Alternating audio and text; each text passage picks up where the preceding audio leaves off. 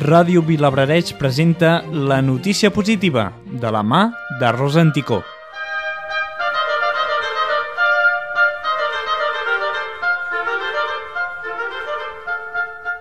Un equip internacional de més de 400 científics han aconseguit descriure el mapa del genoma humà.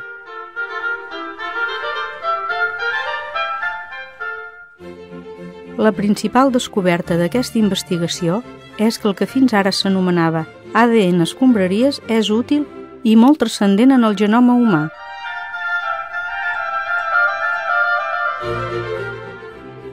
L'estudi revela que el genoma és com un enorme tauler de control amb milions d'interruptors que regula l'activitat dels gens.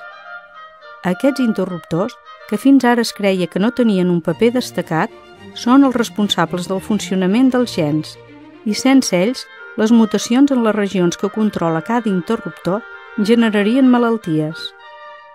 La recerca, en què han participat 20 investigadors del Centre de Regulació Genòmica de Barcelona, obre noves vies per a la investigació biomèdica.